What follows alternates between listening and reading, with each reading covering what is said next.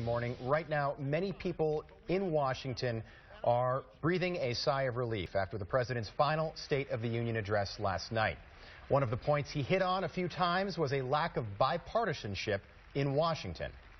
Democracy grinds to a halt without a willingness to compromise,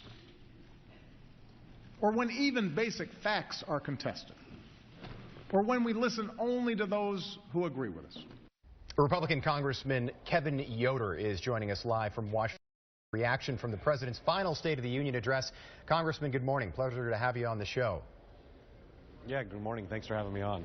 Well, I thought it was interesting last night, Congressman. In his final State of the Union address, the president said he failed over 2 terms to unite the 2 parties. But my question is, do you think someone like Donald Trump, the presumptive Republican nominee, who the base of your own party does not support, would actually do any better if elected?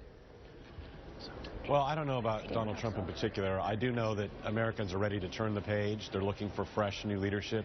I think what we heard last night was, another campaign speech from the president.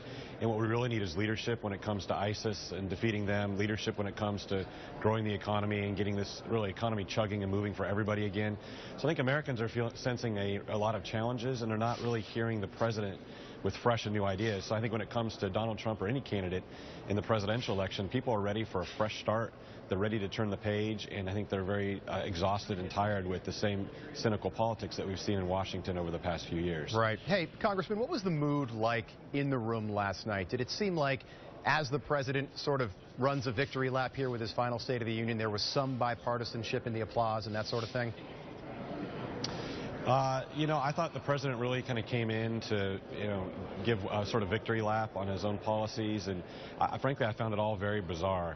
What most of us are looking for is, the president maybe to be less partisan in his final year, right, to reach out to Republicans and work together, and we just didn't see that last night. And I'm hopeful each day that we have a chance to get things done, and I don't know that last night really helped move the agenda in that regard. Yeah, I agree with you. A lot about unemployment, the stock market doing well, but nothing about Labor Party participation rates, very little about his planned policy over the next 11 months. Did you think it was kind of a legacy speech for the president? I do think it was a legacy speech for the president, and he papered over a lot of the challenges. Americans are very frustrated with government and ignored that fact and said, look, things are going really well. And and he did take credit for the divisiveness in Washington, which we agreed with. Right. There weren't many bipartisan applause lines. He spoke about the soldiers. Certainly we all stood up and cheered, but it wasn't really because the president has backed them up as much as we thank them for their service. This is a quote. There were a few things that I certainly agreed with. The president spoke about increasing NIH funding and researching cures for cancer. That's been a issue that I've been fighting for, and so I always try to find things in the president's speech I can agree with, but last night it was maybe more hard than it was harder than usual. Oh, we've got a quote for you. The president said the American economy is the strongest in the world. Now, Ronald Reagan asked the same question way back in 1980, but do you think Americans are better off today than they were 4 or even 8 years ago now? I don't believe so. I think in some regards, some people have done better, but the vast majority of Americans are struggling to try to put their kids through college, to provide the basic needs of their families, and they're living paycheck to paycheck, so they haven't seen that economic growth. We need vast, robust economic growth that works for everybody in this country, and we are absolutely capable. And I agree the president's right in that we are the best economy in the world, but frankly, this is not an economy that is fair and just for everyone.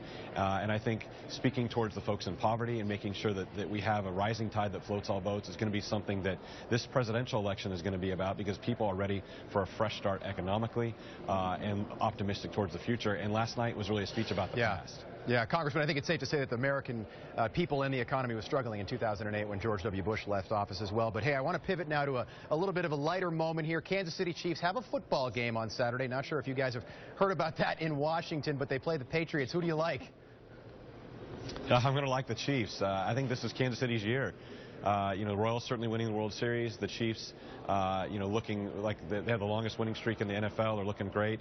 And then a little personal bias. I'm a Kansas Jayhawk fan, although last night was a little rough for the Crimson. It's been an embarrassment of riches, so to speak, for Kansas City sports this year, and we're not complaining. Congressman, do you have a score prediction for us on Saturday? I'm going to write this down. Boy, that's a tough one. You kind of got me on the spot. Let's say, 28 to 20. 28-20. We like it, Congressman. Thank you very much. Pleasure having you on the broadcast this morning. We appreciate it. To hear more reaction from last night's State of the Union, you can head over to